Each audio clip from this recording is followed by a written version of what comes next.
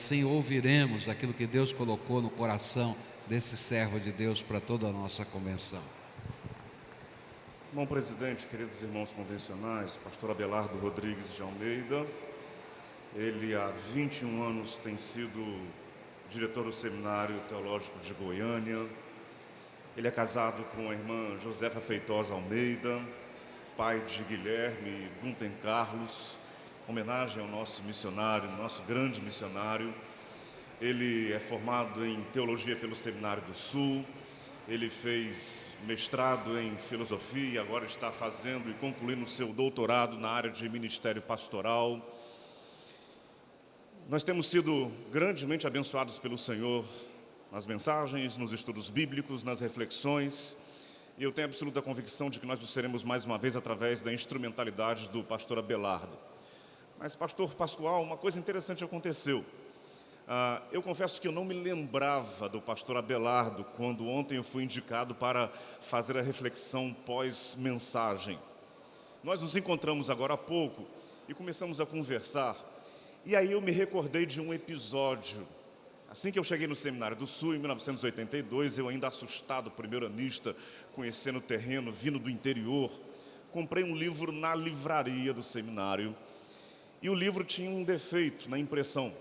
Tive que voltar à livraria para trocar, e eu, um pouco preocupado como é que eu seria recebido, chegando já trazendo um problema, o administrador da livraria, no meio ali daquele tumulto, atendendo a um, o outro, se aproximou de mim, me atendeu com muito cuidado, muita educação, fez a troca do livro, se colocou à disposição, qualquer coisa que você precisar, você pode me procurar. Um episódio extremamente corriqueiro, simples, cotidiano, mas que ficou registrado na minha memória. Eu, primeiranista, a forma como eu fui tratado por aquele administrador. Conversando com o pastor Abelardo, aquele administrador era o Abelardo. 30 anos depois eu o reencontro, e é este o fato que eu tenho em mente, na minha memória registrado, acerca do Abelardo. Quanto momentos que nós achamos que são desprezíveis podem ser, sim, importantes, importantíssimos. Louva a Deus por sua vida, pastor Abelardo. Tenho convicção de que o Senhor vai nos abençoar grandemente nessa manhã. Vamos orar? Pai eterno, eu te agradeço por poder reencontrar o Abelardo, o pastor Abelardo.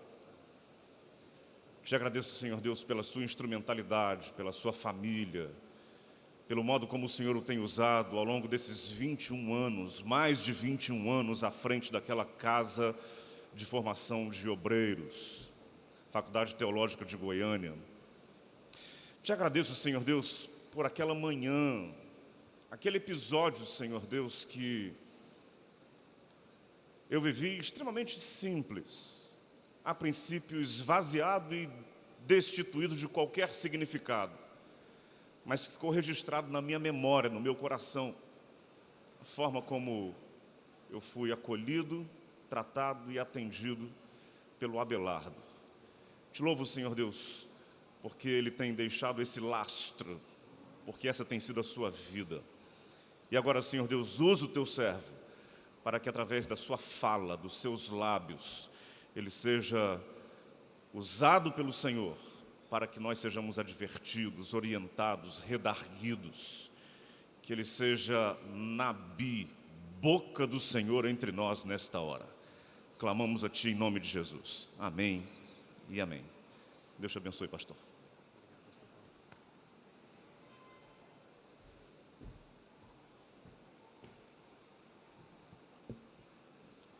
Saúdo os irmãos da mesa e já agradeço o privilégio, a oportunidade que os irmãos concedem a um representante do campo goiano de estar participando como preletor de um evento tão especial na vida da nossa denominação. Saúdo nossos irmãos convencionais, na graça, na paz e na misericórdia do nosso Senhor e Salvador Jesus Cristo. Gostaria de convidá-los nesta oportunidade, nesta manhã, para refletir sobre o tema que me foi confiado, conflitos de gerações na igreja. E gostaria então de ler um texto bíblico que se encontra na primeira carta do apóstolo João, capítulo 2, os versículos de 12 a 14. Filhinhos, eu vos escrevo porque os vossos pecados são perdoados, por causa, em razão do seu nome. Pais, eu vos escrevo porque conheceis aquele que existe desde o princípio. Jovens, eu vos escrevo porque tendes vencido o maligno. Filhinhos, eu vos escrevi porque conheceis o Pai.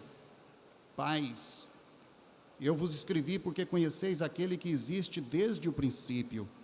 Jovens, eu vos escrevi porque sois fortes, e a palavra de Deus permanece em vós, e tendes vencido o maligno. Amém. Creio que Deus tem nos abençoado nestes dias, com preleções que vão se completando. Vamos voltar para nossas igrejas com a mente e com o coração cheios da palavra e cheios do melhor ensino a respeito destes conflitos e destes desafios e desta necessidade de realmente valorizarmos a nova geração. Me proponho hoje a promover uma reflexão sobre os conflitos entre gerações na igreja, querendo que isto contribua para o desenvolvimento e implementação de um diálogo construtivo para o bem do futuro de nossa igreja, denominação e do evangelho no mundo. Inicialmente, gostaria de fazer algumas sugestões para aprofundamento daquilo que certamente aqui não vai dar tempo de tratarmos.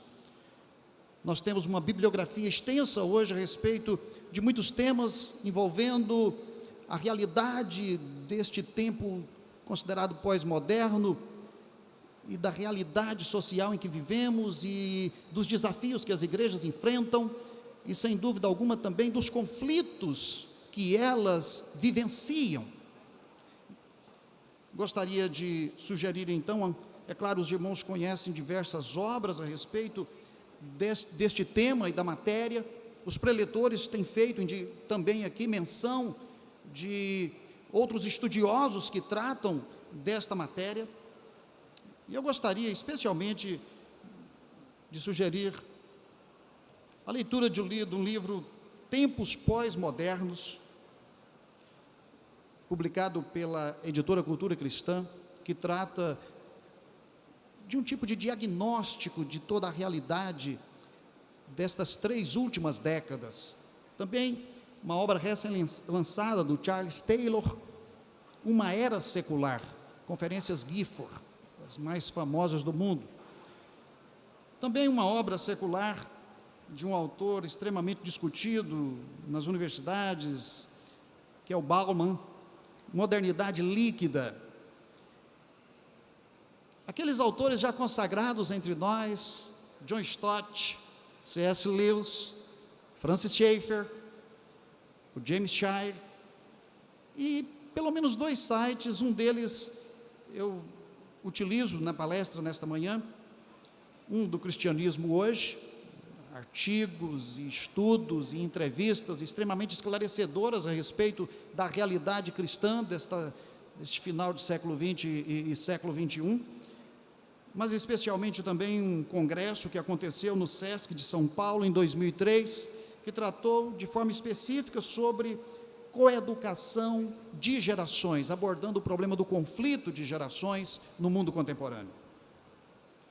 Voltando agora então ao texto lido, João é um apóstolo querido, lúcido ao ponto máximo de nos dar um evangelho, 3 cartas, um livro como o Apocalipse, que sem dúvida alguma norteia a igreja do Senhor Jesus Cristo. E nesta questão de conflitos, João foi alguém que soube tratar e soube enfrentar e soube diagnosticar conflitos. Neste texto que lemos, o fino espírito criativo de João vincula as gerações em um poema de gradações de vida cristã, que indica a codependência entre gerações que precisam caminhar juntas.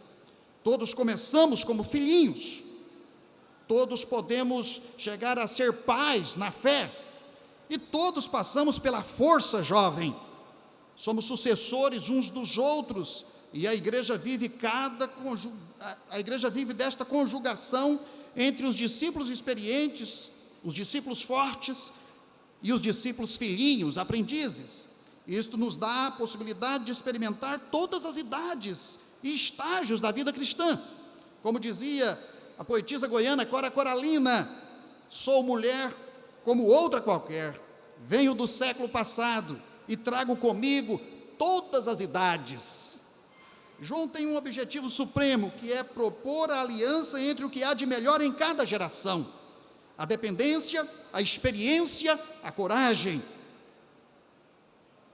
Este texto mostra 3 gerações de crentes que têm suas características, suas virtudes, suas perspectivas, sua realidade. Os conflitos foram enfrentados por João.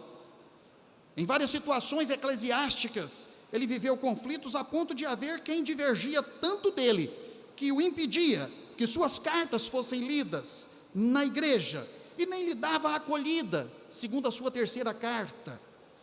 Os conflitos de gerações são inegáveis no cotidiano da igreja e da nossa denominação, mas os conflitos não podem nos paralisar ou atrasar a obra do Senhor. Os conflitos enfrentados por Jesus no seu ministério não o impediram de chegar onde ele escolheu e dizer: está consumado. Podemos observar algumas atitudes ambíguas, que são repetitivas, em face dos conflitos em nossas igrejas, em nossa denominação, tais como amenizar ou subestimar, e radicalizar ou reacionar, de tal maneira que estas atitudes, elas impedem que o conflito seja abordado e que seja então tratado. Uma atitude mais bíblica e construtiva seria dialogar e enfrentar biblicamente os conflitos. Como em todas as palestras que temos ouvido aqui, quando se trata de uma situação envolvendo um adolescente ou um jovem, é comum atribuir todo o seu modo de ser ao diabo. Se há algo que nós não devemos nem sacralizar e nem demonizar as atitudes de nossa geração. Gostaria então de procurar aqui uma definição para o problema do conflito de gerações. É claro que tanto a palavra conflito, quanto a palavra gerações, quanto o conceito de igreja, às vezes dificultam a compreensão correta daquilo que nós devemos entender por conflitos de gerações. Seria o conflito de gerações um mito? Até que ponto o possível mito encobre, na verdade, uma indisposição ou incapacidade de reconhecer as crises e questionamentos dos nossos filhos e da nova geração? O conflito de gerações é observado muito mais por meio de testemunhos do que por um estudo profundo do tema em nosso meio batista brasileiro. O próprio conceito de geração é mal compreendido. Jean-Claude Fourquin diz que uma geração não é formada apenas por pessoas da mesma idade ou nascidas numa mesma época, e sim também por pessoas que foram modeladas numa época dada por um mesmo tipo de influência educativa, política ou cultural, ou que vivenciaram e foram impressionadas pelos mesmos eventos, desenvolvem sobre a base de uma experiência comum ou semelhante os elementos de uma consciência de se ter vínculos em comum, o que pode ser chamado de sentimento de geração, ou ainda de consciência de geração. Isto mostra que o conflito não é meramente entre idades, e sim entre mentalidades. Estamos aqui pensando em gerações tanto sucessivas como paralelas. Ainda segundo Fourquin, vale também salientar, como faz Anne Krieger, que o tema das gerações é muito cedo associado e até mesmo confundido com o tema da juventude, fazendo de conta que uma geração não é tanto feita por pessoas da mesma idade, sim por pessoas da mesma jovem idade. Esta visão equivocada gerou muitos preconceitos contra a juventude, inibiu atitudes que mostrassem confiança no potencial e capacidade de um jovem para exercer liderança e responsabilidade na igreja. Também escondeu que pessoas da mesma idade podem estar em conflitos de geração, por pensarem conforme um modelo de formação antagônico. Por exemplo, a forma de pensar de uma geração formada dentro de uma caserna, ou no ambiente dos tribunais, e que acabam trazendo para dentro das igrejas certas divergências que não são próprias da igreja, mas que elas estão tão arraigadas e tão acostumadas a pensarem em função dos problemas que estas localidades, ou que estes ambientes, ou que a sua formação intelectual impregnou nele, que a igreja acaba às vezes se tornando uma disputa entre juristas, ou entre certas composições profissionais, se esquecendo de que a igreja não é o lugar deste tipo de disputa. Os conflitos de gerações sucessivas, etárias, diria que ele é mais emocional, enquanto que o conflito de gerações paralelas é muito mais moral e político, e por isso às vezes um conflito muito mais aguerrido e muito mais ferino. Precisamos voltar ao que diz a palavra. Realmente, este conflito conceitual ficou claro nos movimentos dos anos 70, 80 do século passado, quando surgiram as associações, por exemplo, às vezes combatidas, os chamados para-eclesiásticos, as comunidades. Na minha época de juventude na universidade, as ligas da ABU, Ministério Campus da Jumoc naquela época, as mocidades para Cristo. A questão é, isso é igreja? Como é que nós vamos conceituar igreja? Já vimos um pouco do conceito de geração, mas como que vamos conceituar igreja? Quando nós pensamos em igreja, nós, via de regra, nós damos como sabido e subentendido, todos sabem o que é igreja.